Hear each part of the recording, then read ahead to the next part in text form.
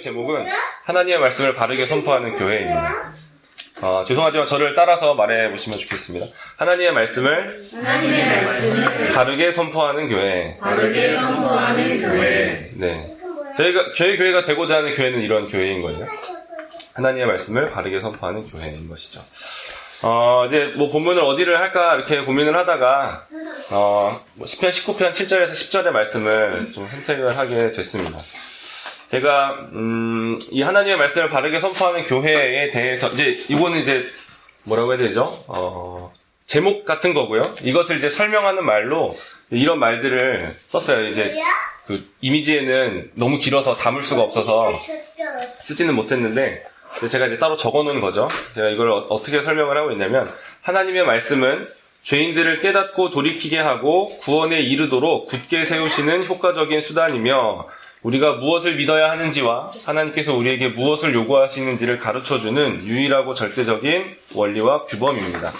그러므로 말씀 사역자는 하나님의 말씀을 바르게 해석하여 전하고, 말씀 사역자를 포함한 우리는 하나님의 말씀을 바르게 경청하고자 합니다. 이게 이번에 해당하는 설명인 것이죠. 이것도 제가 채팅방에 올려드릴게요. 이것을 잘 설명하는 말씀이 시편 19편의 말씀인 것으로 생각하고 믿고, 그래서 이 본문을 택해서 말씀을 나누려고 합니다. 시편 19편은 기억이 나실지 모르겠어요. 재작년에 귀주 목사님께서 하늘의 교회에서 주일날 아마 설교를 해주셨을 것 같아요. 2021년 한 중순? 여름쯤? 기억이 나시나요? 21년. 네, 21년이에요. 2년 전이죠. 네, 기억이 안 나시면 감사합니다. 네, 기억이 안 나셔서 감사를 드리면서 다시 19편의 말씀인데, 비슷한 부분도 있고 다른 부분도 있는 것 같아요. 네, 어쨌든 같이 시편 19편의 말씀을 나누겠습니다. 시편 19편은 하나님의 계시에 대해서 노래하고 있는 시편이에요. 그래서 1절부터 일반 계시에 대해서 이렇게 쭉 시작을 하다가 7절부터는 특별 계시에 대해서 말씀을 하시는 거죠. 이 다윗이 노래를 하고 있는 거예요. 1절부터 6절까지는 일반 계시, 피조 세계에 나타난, 자연 세계에 나타난 하나님의 말씀에 대해 말하고 있고, 7절부터는 이제 기록된 하나님의 말씀에 대해서 이야기를 하고 있는 거예요. 오늘은 이제 7절부터 10절까지죠. 하나님의 특별 계시, 기록된 말씀에 대한 구절들을 중심으로 살펴보도록 하겠습니다. 7절부터 9절을 보시면 여호와의 율법은, 이렇게 여호와의 증거는, 여호와의 교훈은, 여호와의 계명은, 여호와를 경외하는 도는, 여호와의 법은 이라고 하면서 하나님의 말씀, 특별 계시를 다양한 표현으로 노래하고 있는 거예요. 율법이다, 증거다, 교훈이다, 계명이다, 경외하는 도다, 법이다 라는 식으로 여러 가지 표현들을 사용하는 거죠. 지금 다른 것을 가리키는 게 아니라 지금 다 하나를 가리키고 있는 거예요. 하나님의 말씀을 가리키고 있는 거죠. 그러한 다양한 표현들로 이 특별계시의 풍성함과 충만한 복을 노래하고 있는 것입니다. 먼저 주목해야 할 말은 여호와라는 말이에요. 여호와. 19편 1절을 한번 보시겠어요? 19편 1절을 읽어보겠습니다. 시작. 하늘이 하나님의 영광을 선포하고 궁창이 그의 손으로 하신 일을 나타내는도다. 여기서 하늘이 하나님의 영광을 선포하고, 하나님의 영광이라고 할 때 이 하나님은 엘이라는 단어를 쓰고 있어요. 엘이라는 단어를 들어보셨나요? 하나님이라는 뜻이죠. 엘. 그래서 엘로힘의 그 엘도 하나님의 그 엘이고요. 또 이제 엘로 끝나는 그 이름 있잖아요. 무슨 이름이 있을까요? 무슨 엘, 우리엘, 이런 엘들이 다 하나님을 가리키고 있는 것입니다. 엘은 그냥 하나님이라는 뜻이에요. 성경에서 가장 많이 나타나는 단어죠. 하나님을 지칭하는 말입니다. 이것은 능력과 강함을 나타내는 말이기도 합니다. 그러니까 온 우주를 창조하신 하나님에 대해서 말할 때 엘이라고 하나님을 가리키는 것은 적절한 표현이 되는 것이죠. 그래서 19편 1절에 하늘이 하나님의 영광을 선포하고 할 때 엘이라는 표현을 쓰고 있는 거예요. 그런데 이 7절에서 1절부터 6절까지는 그렇게 엘이신 하나님에 대해서 말하고 나서 7절부터는 다윗이 하나님을 지칭하는 표현을 바꾸는 거예요. 뭐라고 바꾸죠? 여호와라는 말로 바꾸는 거예요. 여호와는 그냥 하나님이라는 뜻이 아닙니다. 그냥 갓이 아닌 거예요. 하나님이 아닌 거예요. 여호와는 언약을 맺으시는 하나님을 가리키는 말이에요.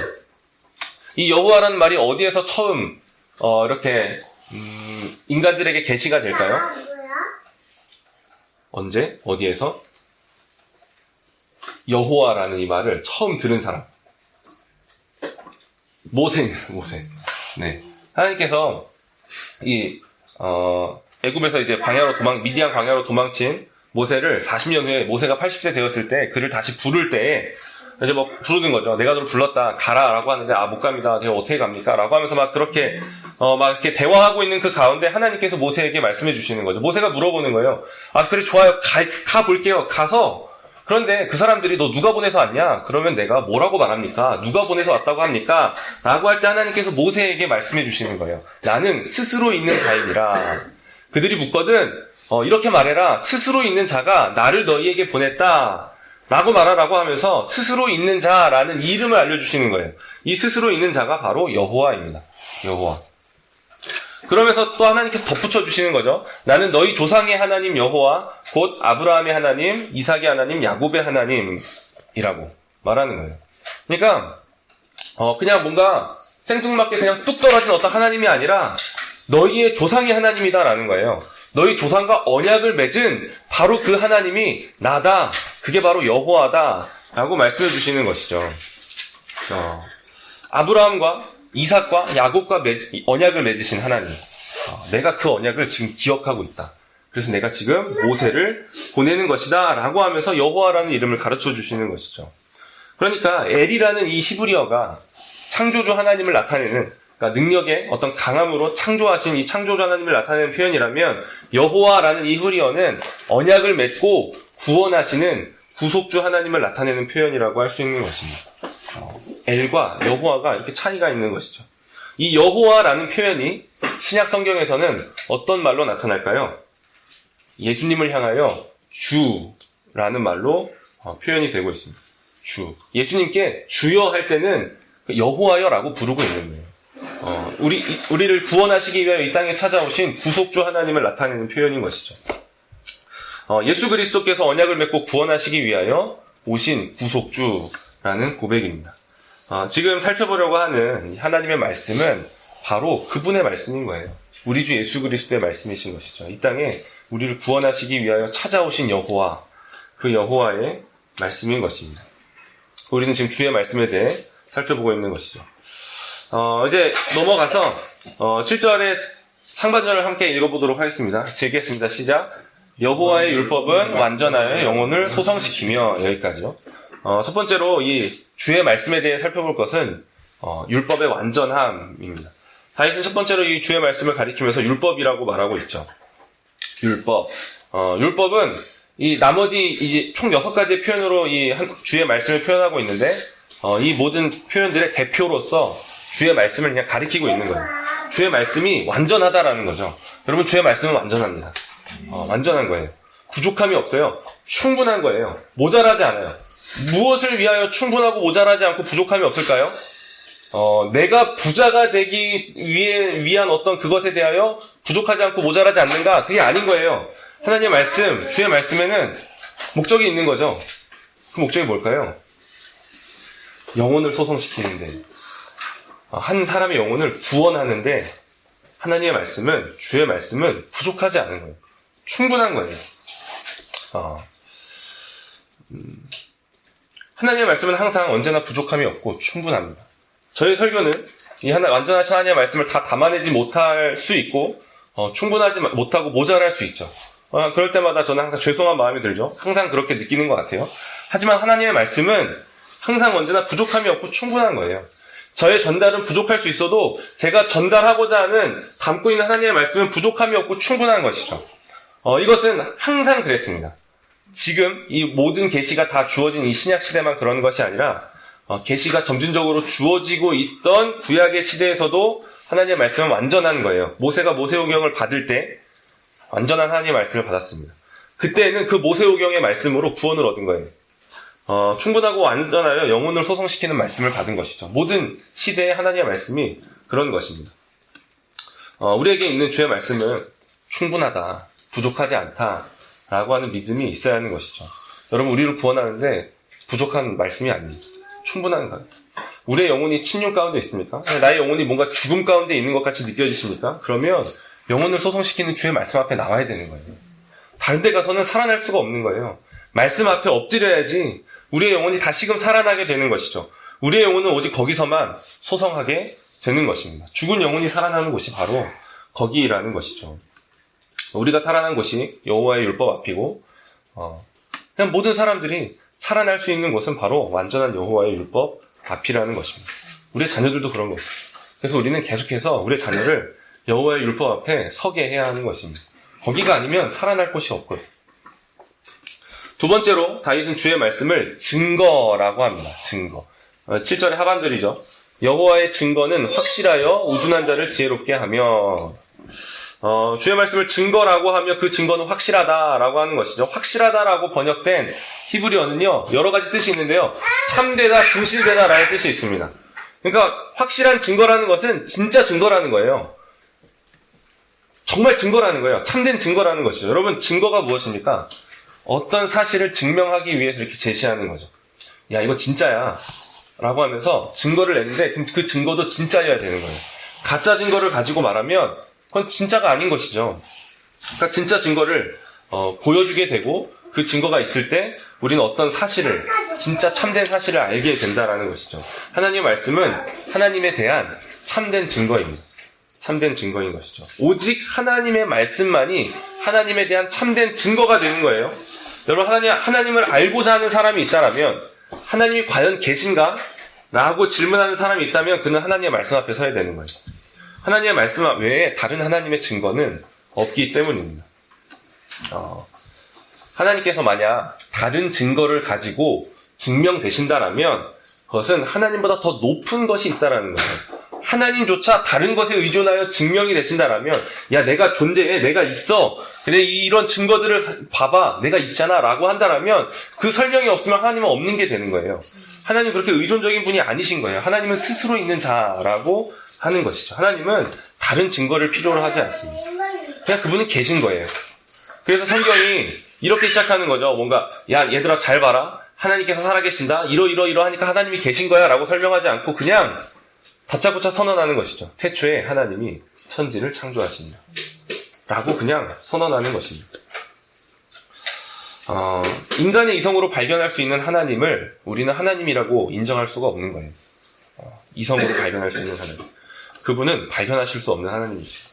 그냥 스스로 내가 있다라고 하는 이 말씀을 통해서만 우리는 확실한 증거를 받을 수 있는 거예요. 이 여호와의 증거는 우둔한 자를 지혜롭게 합니다. 여러분, 누가 우둔한 자입니까? IQ가 100보다 떨어지는 사람? 그냥 대학을 이렇게 쭉 줄 세워놓고 어느 대학 이상 가지 못한 사람이 우둔한 자라고 할 수 있습니까? 아니면 가난한 사람들이 우둔한 사람들이지, 어리석은 사람들이지, 그런 게 아닌 거예요. 여러분, 우둔한 사람은, 지혜가 없는 사람은 항상 성경에서 한 사람을 말하고 있는데 하나님이 없다 하는 사람입니다. 하나님이 없다고 말하는 사람이 우둔한 사람인 거예요. 어리석은 사람인 것이죠. 시편의 53편에 이렇게 말합니다. 어리석은 자는 그의 마음에 이르기를 하나님이 없다 하는도다. 아무리 대단한 머리를 갖고 있어도, 아무리 똑똑하고 지혜가 있는 것 같고, 아무리 뭔가 대단해가지고 삐까뻔쩍한 삶을 살고 있어도 그가 하나님을 모르면 그는 어리석은 사람인 거예요. 지혜가 없는 사람인 것이죠. 오직 여호와의 증거만이 우둔한 자를 지혜롭게 할 수 있습니다. 여호와를 경외하는 것이 지혜의 시작이다라고 말하고 있는 것이죠. 우둔하여 어리석은 인생을 살고 싶지 않다라며, 나 정말 인생을 잘 살아보고 싶은데, 지혜롭게 인생을 살고 싶은데 라고 하는 사람이라면 여호와의 증거 앞에 서서 그 증거를 받아야 하는 것이죠. 하나님 계시구나 라고 그렇게 받을 때 그 사람은 지혜가 시작되는 것입니다. 세 번째로 다윗은 이 여호와의 말씀을, 주의 말씀을 교훈이라고 말합니다. 8절의 상반절을 같이 읽겠습니다. 시작.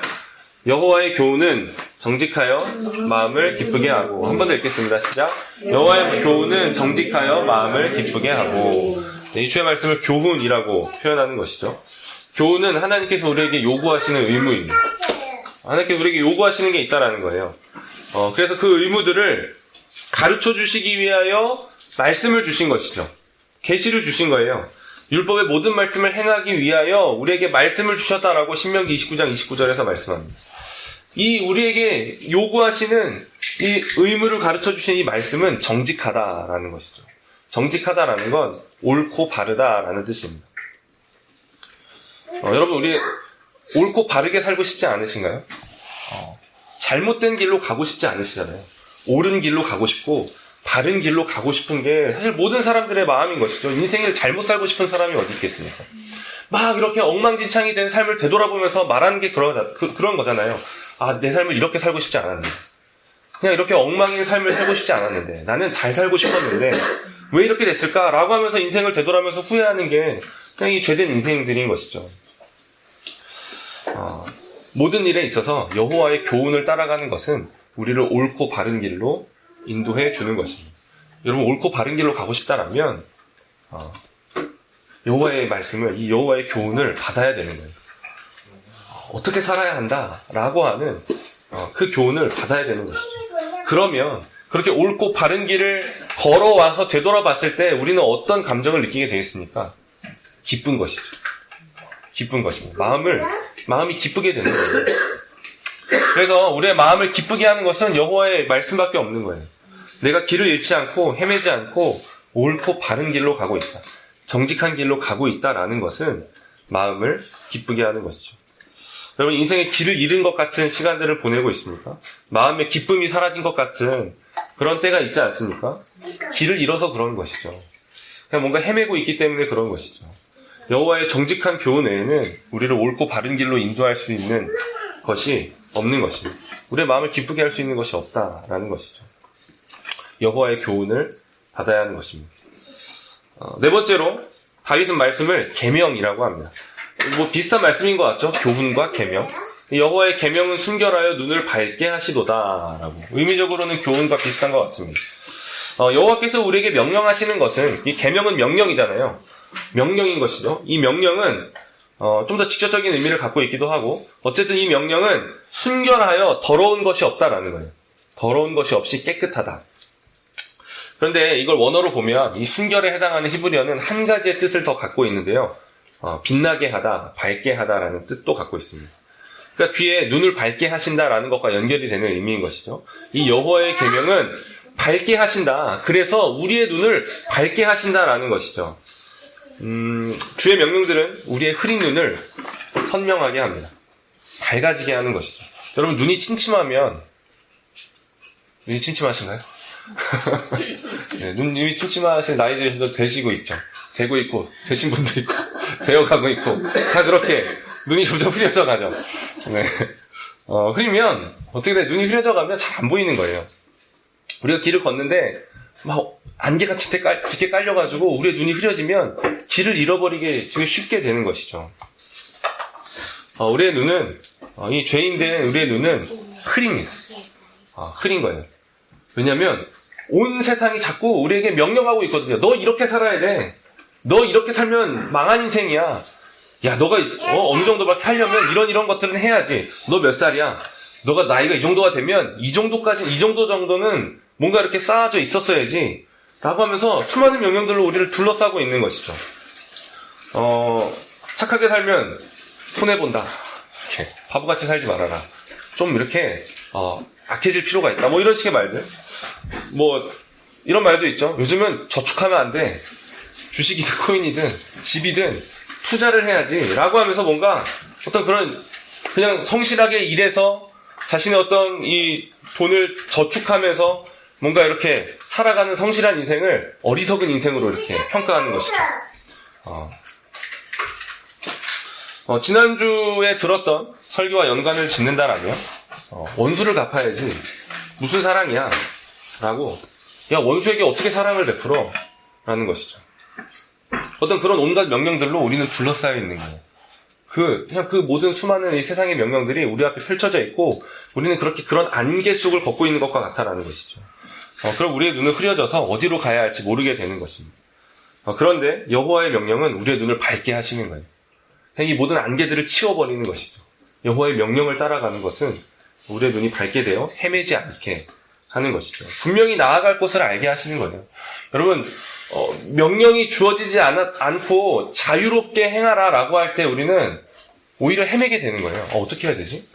어떻게 하라는 거지? 그런 거죠. 그런데 명령을 주는 거예요. 이거는 이렇게 해야 돼. 이렇게 하면 안 돼. 라고 하니 명령이 주어지면 분명한 어떤 방향을 찾게 되는 것이죠. 아, 내가 이거는 이 명령을 거스르는 게 되는 거구나. 라고 하면서 길을 찾게 되는 것입니다. 그러니까 분명히 나아갈 곳을 알게 한다라는 것이죠. 무엇이 옳고 바른 것인지 혼란스러울 때, 그냥 이 뭔가 어둠의 안개 가운데 이렇게 뒤덮여 있는 것 같을 때, 우리는 여호와의 순결한 계명으로 나아가야 하는 것이죠. 그러면 우리 눈이 밝아져서 어디로 가야 할지를 밝게 볼 수 있게 되는 것입니다. 다섯 번째로 9절입니다. 다윗은 여호와를 경외하는 도라고 이 주의 말씀을 표현하고 있습니다. 여호와를 경외하는 도는 정결하여 영원까지 이른다라는 것이죠. 여러분, 여호와를 경외하는 것이 곧 정결입니다. 여호와를 경외하는 게 우리의 정결이 된다라는 거예요. 여러분, 하나님 앞에 무엇으로 정결하다라고 여겨질 수가 있겠습니까? 너 깨끗하다, 너 거룩하다, 너 순결하다 라고 여겨질 수 있는 그게 무엇이 있을까요? 우리가 무엇을 하면 그렇게 여겨질 수 있을까요? 아무것도 없는 것이죠. 아무것도 없는 것. 여호와를 경외하는 것만이 하나님께서 너는 정결하다라고 여겨주시는 유일한 것이 된다라는 것입니다. 우리는 믿음으로 말미암아 구원을 받았다라고 고백하고 그것을 경험했음에도 불구하고 계속해서 끊임없이 이 자기중심성 안에서 하나님께 나아가고자 하는 이 습성이 있는 거예요. 그냥 뭔가 나의 행위로 나아가려고 하고 내가 뭔가를 했으니까 하나님께 나를 받아주시겠지 라고 하는 어떤 그런 그냥 행위로 하나님께 나아가고자 하는 게 있는 것이죠. 우리는 그렇게 나아갈 수가 없습니다. 우리의 어떤 행위도 하나님 앞에 너 거룩하다, 정결하다, 너 의롭다, 너 선하다 라고 할 만한 게 없는 거예요. 그리스도를 떠나서는 없는 것이죠. 우리 스스로는 불가능합니다. 우리는 믿음으로 의롭다함을 받았죠. 근데 그것은 우리의 상태가 의로운 상태가 되었다라는 건 아니에요. 물론 우리의 상태를 의롭게 변화시켜 가시는 성화의 측면이 있어요. 하지만 그건 이 땅에서 완성되는 게 아니에요. 죽어서 완성이 되는 것이죠. 우리 주 예수 그리스도께서 이 땅에 오시든지 아니면 우리가 죽어서 하나님을 뵙든지 그럴 때 우리는 영화롭게 되지만 이 땅에서는 계속 그 성화의 과정 가운데 있고 그리스도를 떠나서는 우리는 여전히 죄인이고 어떤 행위도 하나님 앞에 받아들여질 수 없다라는 것이죠. 이 믿음으로 의롭다함을 받는다라는 것은 우리의 신분의 변화를 의미하는 것입니다. 신분의 변화는 것이죠. 여전히 죄인이지만 믿음을 보시고 의롭다라고 여겨주시는 것이죠. 이 믿음이 구약의 표현으로 여호와를 경외하는 것입니다. 믿음의 구약적 표현이 여호와를 경외하는 것이라는 것이죠. 우리가 하나님 앞에 정결하다고 여겨질 수 있는 유일한 방법은 그리스도를 믿는 믿음입니다. 다른 게 없는 거예요. 그게 여호와를 경외하는 것이죠. 여호와를 경외하는 자만이 하나님 앞에 정결하다라고 여겨질 것입니다. 너 거룩하다, 순결하다라고 여겨질 것입니다. 나는 여전히 더럽고 순결하지 못한데 죄 가운데 허우적대고 있고 그냥 이 세상의 것을 자꾸 하나님과 겸하여 섬기려고 하는데 그 모든 것들이 그 모든 더러움들이 있음에도 불구하고 여호와를 경외하는 자에게 이 땅에 역시 우리 주 예수 그리스도를 믿는 자들에게 하나님께서는 의롭다라는 하늘의 판결을 주시는 것이죠. 의롭다. 너는 거룩하다, 정결하다. 너는 깨끗하다. 라고 해주시는 것입니다. 여러분, 거룩하신 하나님 앞에 설 때 더러운 것은 설 수가 없는 거예요. 죄는 설 수가 없는 거예요. 죄인이 하나님 앞에 서면 소멸되는 것입니다. 불을 통과하게 되는 것이죠. 오직 여호와를 경외하는 것만이 예수 그리스도를 믿는 믿음으로 하나님 앞에 나아갈 때에만 우리는 그 앞에 설 수 있게 되는 것이죠. 그것만이 영원히 남는다라고 오늘 또 말하고 있는 것입니다. 여호와를 경외하는 도는 정결하여 영원까지 이루고 우리를 그 영원한 복락에 이르게 하는 것은 그것밖에 없는 거예요. 여호와를 경외하는 것, 이 땅에 오신 하나님의 아들 예수 그리스도를 믿는 것, 그것밖에는 없는 것이죠. 그것만이 영원까지 남는 것입니다. 여러분, 영원히 남는 것을 위하여 삽시다. 여호와를 경외하며 사는 것만이 남는 거예요. 그리스도를 믿는 믿음으로 사는 것만이 영원까지 남는 거예요. 나머지 것들은 그냥 이 세상이 사라질 때 다 사라지게 되는 거예요. 사라질 것을 위하여, 그냥 불타 없어질 것을 위하여 인생을 허비하지 말고 영원히 남을 것을 위하여 삶을 사는 우리가 되면 좋겠습니다.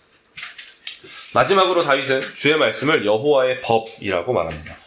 여호와의 법도 진실하여 다 의로우니라고 하는 것이죠. 여러분 여기서 법으로 번역된 히브리어는 미시페테라고 하는데요. 심판, 판결을 의미하는 말입니다. 그러니까 심판, 판결인 거예요. 그러니까 여호와의 판결은 진실하여 의롭다라는 거죠. 진실하다라고 번역된 히브리어는요. 거기에 신뢰할 만하다, 신뢰할 수 있다라는 의미를 갖고 있습니다. 그래서 개역 한글에서는 확실하여라고 번역을 했는데 개역 개정에서는 진실하여로 바꿨죠. 뭔가 좀 더 신뢰할 만하다라는 것에 의미를 두는 것 같아요. 어쨌든 바꿔서 말하면 여호와의 심판과 판결은 신뢰할 만하다, 확실하다, 그래서 의롭다라는 것이죠. 여러분 우리를 향하여 내리신 판결은 신뢰할 만한 확실한 판결이라는 것입니다. 하나님께서 우리를 향하여 어떻게 판결을 내리시겠습니까? 무엇을 보시고 판결을 내리시겠습니까? 그냥 우리 자신의 어떠함을 보면 우리의 판결은 너는 사형이다라는 거예요. 너는 사형이다. 우리가 어떤 열매들을 가지고 어떤 성취를 가지고 하나님 보세요 대단하죠 라고 하면서 나아가면 그것으로 얻어지는 판결은 사형인 거예요. 하나님께서는 우리의 믿음을 보시는 것이죠. 믿음을 보시고 그리스도로 인하여 우리에게 판결을 내리시는 것입니다. 여러분 우리 자신은 전혀 신뢰할 만한 것이 없어요. 내가 어느 때에는 하나님을 정말 열렬하고 뜨겁게 사랑하고 있는 것 같다가도 막 며칠밖에 지나지 않았는데 그냥 그 어제까지 뜨거웠던 그 사랑이 온데간데 없이 다 사라져버린 것 같은 그런 상황 가운데 있을 수도 있는 것이죠. 우리의 마음이 얼마나 거짓되고 부패한지 우리 자신조차도 잘 모르고 쉽게 속아 넘어가게 되는 거죠. 막 손바닥 뒤집듯이 우리의 마음이 막 뒤집어지는 것이죠. 막 뒤집혔는데 왜 그런지도 잘 몰라요. 모르는 거예요. 하나님께서는 그런 우리를 보시고 판결을 내리시지 않습니다. 우리의 믿음의 대상이신 예수 그리스도를 보시고 판결을 내리는 것이죠. 우리가 우리의 영혼을 그리스도께 의탁한다라는 것, 우리가 그리스도를 믿는다라는 것이죠. 그것은 우리의 판결이 오직 그리스도께 달려있다라는 것입니다. 그런 고백인 거예요. 내가 내가 예수님을 믿습니다라고 하는 그 고백은 그냥 믿어야 되니까 믿어요가 아닌 거예요. 우리의 영혼을 그리스도께 맡기는 거죠. 의탁하는 것이죠. 나의 판결이 나의 어떠함에 있지 않고 그리스도께 있습니다. 나는 이렇게 더러운 자이지만 나의 판결은 나에게 달려있지 않습니다. 내가 믿는 그리스도께 달려있습니다. 라고 하는 고백인 거예요. 그러면 우리의 판결은 확실한 것이죠.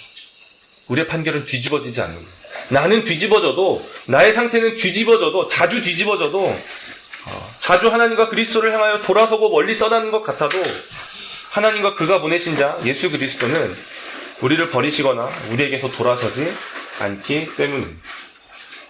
내가 너를 위해 진 십자가는 무효다라고 하지 않으시는 거예요. 그렇기 때문에 그 판결은 확실한 것이죠. 뒤집어지지 않는 것이죠. 그냥 영원한 판결이 됩니다. 또한 그 판결은 의로운 판결이라고 말씀하십니다. 불법이 아니라는 것이죠. 그냥 대강 하나님께서 너 죄 있는데 그냥 너 내 마음에 드니까 너 죄 없는 걸로 하자. 어떤 이런 식의 일들이 인간 세상 가운데 있을 수 있잖아요. 뭐 왕정 체제 안에서 막 죄를 짓고 다니는 사람인데 그냥 왕의 마음에 든 사람이어가지고 막 다른 사람들은 막 사형시키라고 하는데 그냥 왕이 그냥 너 대충 요 정도 하고서 없는 걸로 치자라는 식으로 할 수도 있겠죠. 근데 하나님께서는 그렇게 판결을 내리시는 분이 아니십니다. 하나님은 의로우신 재판장이신 거예요. 온 우주의 재판장께서는 공의로우신 것이죠. 대강 그냥 죄를 덮고 없는 것으로 치는 그런 방식으로 판결을 내리시는 분이 아닌 거예요. 하나님께서 죄인이 우리를 의롭다 판결 내리시는 것은 그리스도께서 십자가에서 우리의 죄악을 담당하셨기 때문이고 우리가 받아야 할 형벌을 예수 그리스도께서 대신 받으셨기 때문인 거예요. 우리가 순종하여 의를 얻어내야 했는데 예수 그리스도께서 죽기까지 순종하심으로 우리가 얻어야 할 율법의 의를 얻으셨다라는 것이죠. 우리가 믿는 분이 우리를 대신하여 죽으시고 우리를 대신하여 순종하셨다라는 거예요. 그래서 우리는 죄악의 형벌을 받지 않습니다. 그래서 우리는 구원을 얻게 되는 것이죠. 이게 아니면 불가능한 거예요. 이런 방식이 아니면 모든 판결은 다 불법이 되는 것입니다. 하나님 그렇게 하시면 어떡합니까? 그거 불법이잖아요. 라고 하는 불법이 되는 거예요. 그런데 하나님께서 제시하시는 것이죠. 내 아들이 그를 대신하여 죽었다.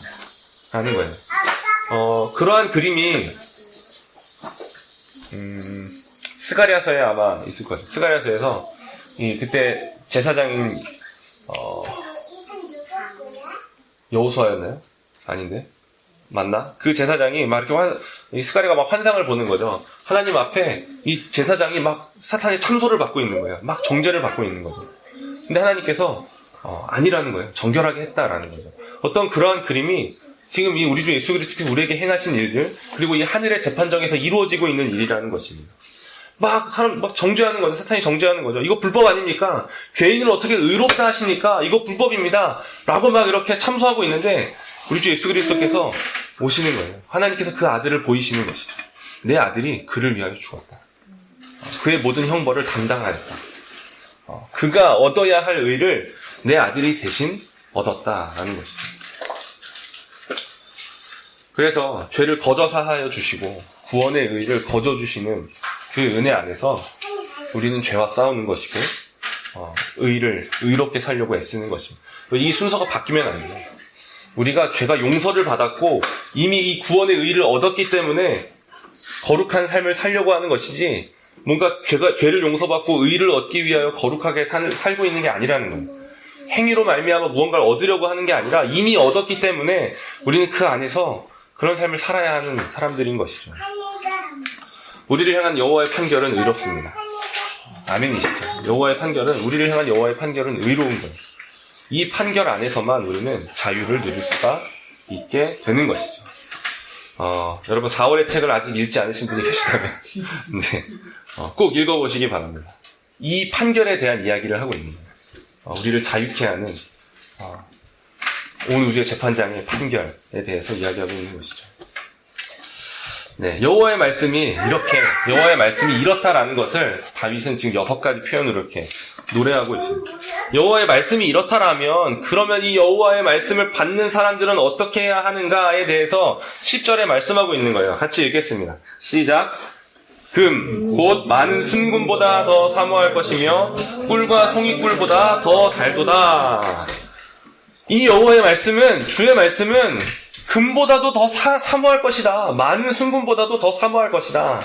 꿀과 송이꿀보다 더 달다라고 노래하고 있는 것이죠. 여러분, 금은 동서고금을 막론하고 항상 가장 가치 있고 귀한 것으로 여겨졌습니다. 항상 그런 거예요. 그래서 뭔가 엄청난 막 이렇게 조형물들을 막 이렇게 동상들을 지을 때 무엇으로 짓나요? 금을 바르는 거예요. 그냥 뭐 금 덩어리로는 못 만들어도 만들고 나서 금을 바르는 것이죠. 도금을 하는 거예요. 가장 귀하기 때문에 그렇습니다. 피라미드의 가장 꼭대기에 아마 금이 있었을 거예요. 지금은 다 없죠. 다 뜯어갔으니까. 이슬람이 예루살렘을 점령했을 때 거기에 무엇을 세웠습니까? 자기들의 사원을 지은 거죠. 근데 그 사원에 이 동그란 게 뭐라고 어떻게 돼 있나요? 금으로 덮여 있는 거예요. 그래서 황금 모스크라고 부르는 거죠. 왕들이 썼던 왕관이 금이 아닌 게 없어요. 저기 신라 시대, 가야 시대 금관 있잖아요. 막 화려한 금관들. 금으로 만드는 거죠. 종교의 상들도 가장 좋은 것들은 다 금으로 만드는 것입니다. 저기 막 대단한 불상들 보세요. 다 금으로 되어 있는 것이죠. 성경 안에서도 금은 자주 나옵니다. 모세가 율법을 받으러 산에 올라갔을 때 아론이 우상을 만들죠. 그 우상은 금으로 만든 송아지. 그냥 그것을 가지고 여호와라고 이렇게 불렀던 것이죠. 패역한 일을 한 것이죠. 성전의 모든 기물들은 다 금입니다. 금촛대와 금잔과 금물두멍과 그냥 모든 것들이 다 금쟁반, 다 금인 거예요. 성전의 지성소는 어떻게 되어 있습니까? 백향목으로 이렇게 그 공간을 만들고 그 위에 금을 입혔다라고 되어 있습니다. 그러니까 들어가면, 지성소 안에 들어가면, 지금 뭐 지성소가 남아있지 않으니까, 지성소 안에 들어가면 그냥 다 금인 거예요. 온통 사방이 금인 것이죠. 그렇게 그냥 항상 귀한 것으로 금은 여겨져 왔다라는 것입니다. 그런데 성경은 그런 금들이 많이 나오지만 항상 같이 말하고 있는 건 뭐냐면 항상 금보다 더 사모할 것이 있다라는 거예요. 금보다 더 사모할 것이 있다. 바로 오늘 다윗이 노래하는 것처럼 여호와의 말씀. 여호와의 말씀이 금보다 더 사모할 것이다. 라고 말하는 것이죠. 여러분이 가장 귀하다라고 생각되는 게 무엇입니까? 여러분, 여호와의 말씀이 가장 귀하죠. 아멘이라고 말하지만 우리가 가장 귀하다라고 실제로 여기고 있는 건 뭐냐면 내가 말하고 있는 게 아니라 내가 정말 살면서 무엇을 가장 귀하게 여겨서 그것을 붙들고 있는가? 그걸 봐야 되는 거예요. 내 삶에서 정말 붙들고 있는 게 무엇인가? 가장 가치 있고 귀한 것의 자리는 여호와의 말씀이 차지해야 하는 것이죠. 내가 생각하는 그 어떤 것보다도 가치가 있어서 사모해야 할 것, 뜨겁게 바라고 갈망해야 할 것, 그것이 주의 말씀인 것이죠. 그것만이 우리를 언약 안으로 부르는 거예요. 그것만이 우리를 그냥 언약의 외인이었던 우리를 언약 안으로 초청하는 것이죠. 그리고 그 안에 거하게 하는 것입니다. 우리의 영혼을 소성시키는 것, 여호와의 말씀입니다. 우둔한 나를 지혜롭게 하는 것, 주의 말씀인 것이죠. 바른 길로 인도하여 마음을 기쁘게 하는 것, 모든 흐린 눈을 밝혀 갈 바를 알게 하는 것, 영혼에 이르도록 하는 것, 의로운 판결 안에서 자유를 누리게 하는 것, 그것은 여호와의 말씀입니다. 여러분, 이것을 사모하지 않는다라면, 이것을 가장 귀한 것으로 여기지 않는다라면 이것만큼 어리석은 게 없는 거예요. 세상 사람들은 그냥 그 어리석음 안에 빠져 있는 것이죠. 그런데 그 여호와의 말씀을 받았다라고 하는 사람들조차도 그렇게 살지 않는다라면 얼마나 더 비참하고 더 어리석은 일을 하고 있는 것입니다. 우리는 이것을 사모하고 그 어떤 것보다도 이것을 누려야 하는 거예요. 주의 말씀이 정말 나에게 그렇게 생명을 주신다. 내가 그냥 이 말씀을 떠나면 내 삶은 피폐해지는 것이구나 라고 하면서 그냥 여호와의 말씀 안에 거할 때 내 삶이 뭔가 회복되고 위로를 얻고 소망을 얻고 하는 그런 경험들이 있어야 되는 것이죠. 그것이 10절의 하반절의 말씀입니다. 꿀과 송이꿀보다 더 달도다 라고 하는 이 고백이 있어야 한다는 것이죠. 경험하는 사람은 그걸 고백하는 거야. 아, 여호와의 말씀은 정말 나에게 생명을 주는구나. 여호와의 말씀은 정말 어떤 것보다도 더 단 거구나 라는 고백을 하게 된다는 것이죠. 비교할 수 없이 달다라는 것을 이 여호와의 말씀을 경험하여 누리는 것입니다. 그렇게 있어야 되는 거예요. 그렇게 우리의 삶을 살아야 되는 것이죠. 지금 이 예배의 자리도 그렇게 나아가는 것입니다. 사실 여호와의 말씀과 상관없는 예배의 순서는 하나도 없습니다. 기도하는 것이요. 기도하는 것부터 시작해서 찬양하는 것이 다 여호와의 말씀 앞에 서는 것과 관련이 있는 것이죠. 찬양은 하나님의 말씀을 이 음을 붙여서 고백하는 것입니다. 하나님의 말씀과 상관이 없지 않은 거예요. 기도는 어떤 것입니까? 여호와의 말씀을 기억하여 그것에 대한 반응으로 우리의 말을 드리는 거예요. 그냥 하나님께서 말씀하시지 않는데 그냥 우리의 할 말을 하는 게 아닌 거예요. 여호와께서는 말씀하시고 그 말씀을 들은 우리는 그것에 대하여 하나님께 어떤 말을 올려드리는 것이죠. 우리의 삶을 올려드리면서 우리의 간구할 바를 간구하는 것이죠. 하나님의 말씀과 상관없는 건 없습니다. 우리가 예배를 마치면서 드리는 성찬도 마찬가지입니다. 말씀과 상관없이 드려지는 성찬은 단 한 순간도 없고 어떤 교회도 그렇게 하지 않습니다. 항상 성찬은 말씀과 함께입니다. 우리의 눈에 보이는 말씀이라는 것이죠. 우리는 이 많은 순금보다도 여호와의 말씀을 사모하기 위하여 그 어떤 것보다도 여호와의 말씀을 누리기 위하여 이렇게 모여 있다라는 것을 기억해야 하는 것이죠. 우리가 왜 바쁜 현대사회라고 하잖아요. 바쁜 현대사회를 살면서 굳이 이렇게 애써 일주일에 한 번 모이는 것도 아니고 2번, 3번 이렇게 모여서 모이는 것인가? 주의 생명의 말씀을 사모하기 때문입니다. 그리고 그것을 누리기 위함인 것이죠. 우리 생명의 말씀은요, 여호와의 말씀을 하나님께서는 다른 곳에 두지 않으셨어요. 그냥 어떤 세상에 다른 어떤 곳에 두지 않으시고 교회에 두신 거예요. 한 개인에게 두신 것도 아니에요. 그것은 교회 공동체에 주신 것이죠. 그리스도의 제자들의 무리들에게 하나님께서는 여호와의 말씀을 주시는 것입니다.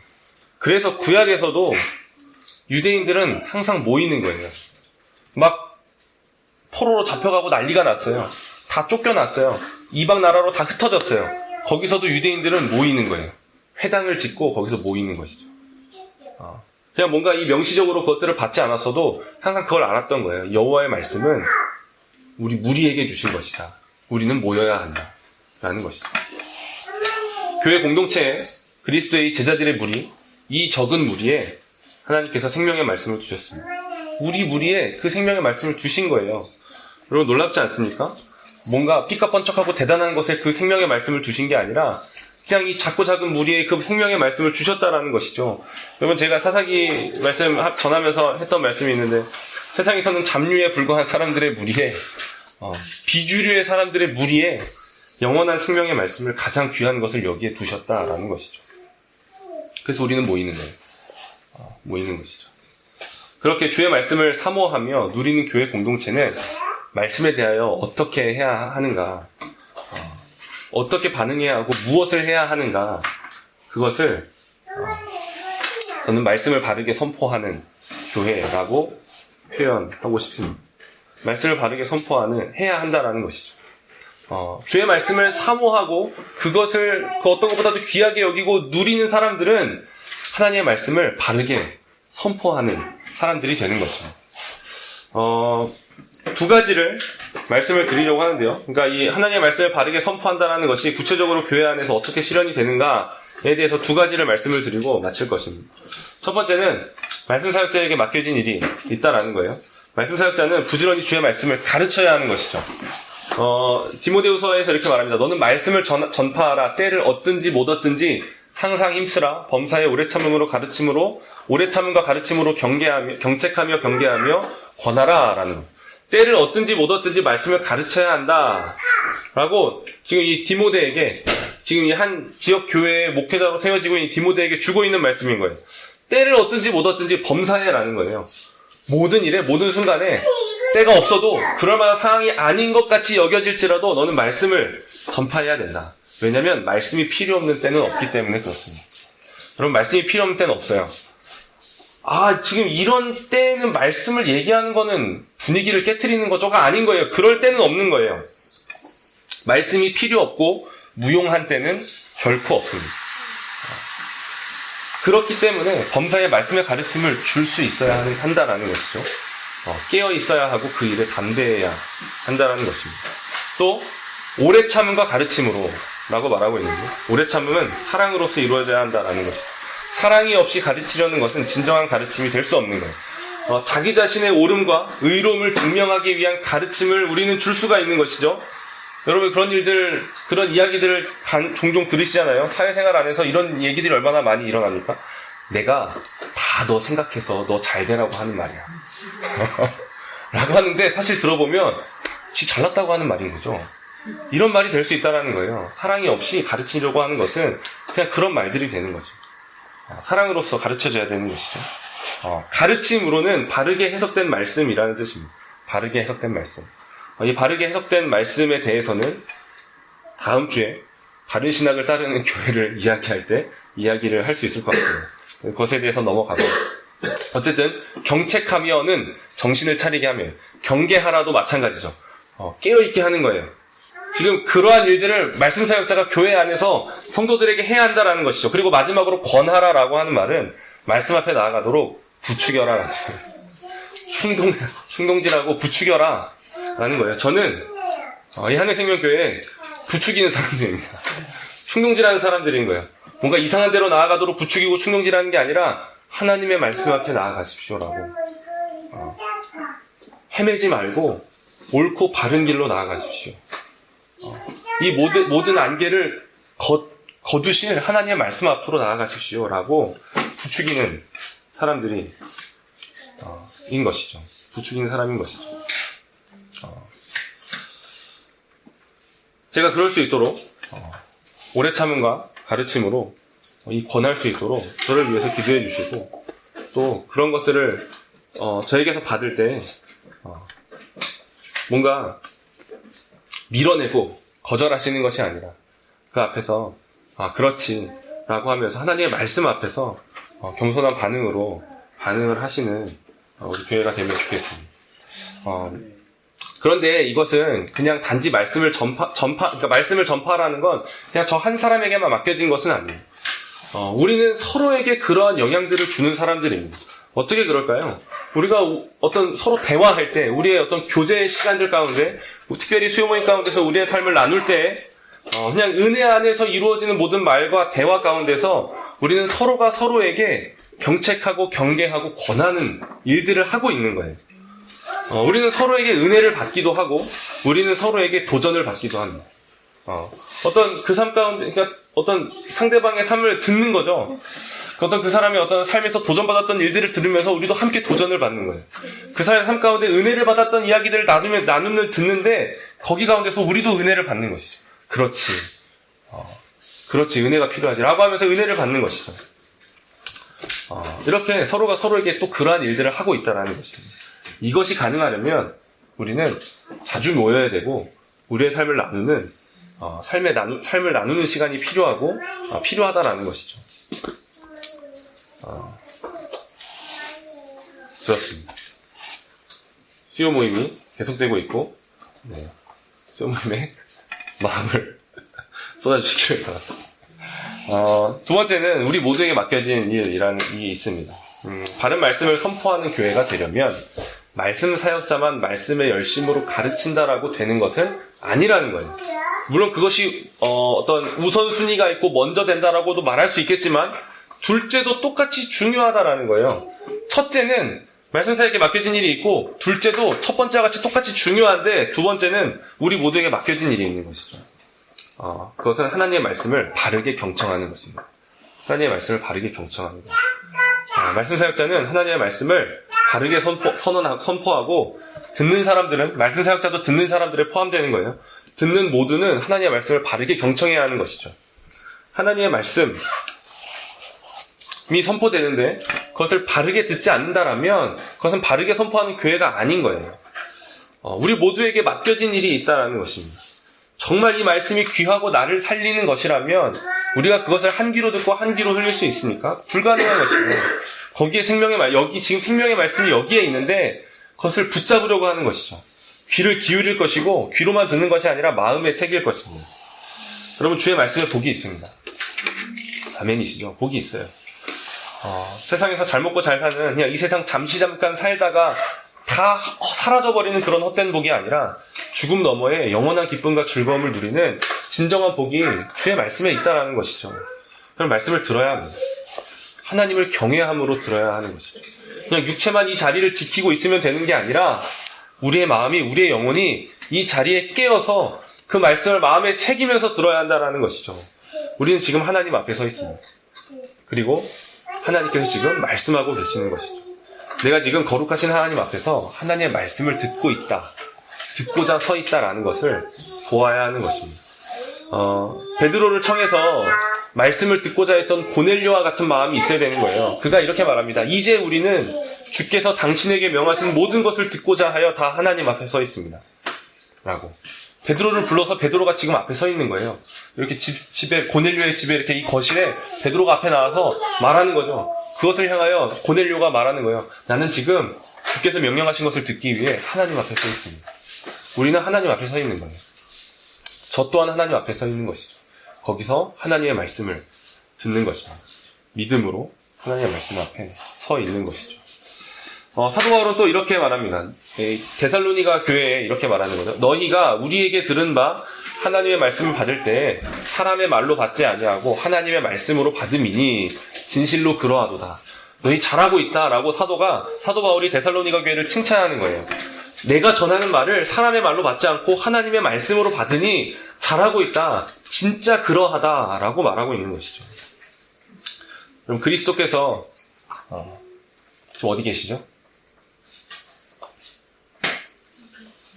하늘 보좌 우편에 계시죠?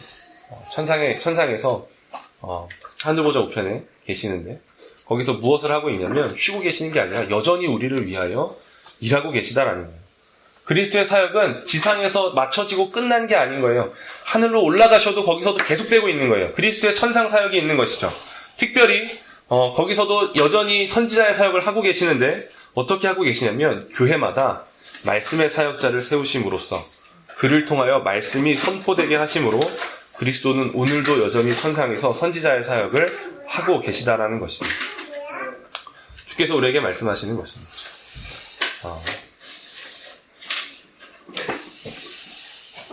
하나님의 말씀을 바르게 해석하여 전하고 저를 포함한 우리 모두는 그 하나님의 말씀을 바르게 경청해야 하는 것이죠. 그것이 하나님의 말씀을 바르게 선포하는 교회라는 고백입니다. 우리가 그런 교회가 되기를 소원합니다. 말씀을 마치겠습니다. 우리 모두를 위하여 기도가 필요한 것이죠. 말씀을 전하는 사람은 말씀을 바르게 전할 수 있기를 위하여 기도해야 하고 저를 포함한 우리 모두를 위하여 기도할 때는 정말 우리가 이 말씀 앞에서 하나님의 말씀을 받는다라고 하는 의식과 믿음으로 나아가 그 하나님의 말씀을 받아야 하는, 그것을 위하여 기도해야 하는 것이죠. 그리스도의 천상사역의 결과로 이 말씀을 받을 수 있기를 위하여 기도해야 하는 것입니다. 하나님께서 기뻐하시는 말씀을 사모하고 누리며 그 말씀을 정말로 귀히 여겨 선포하고 받을 수 있는 우리 하늘생명교회 모든 지체들이 되기를 소원하고, 우리 모든 가정과 자녀들이 되기를 소원합니다.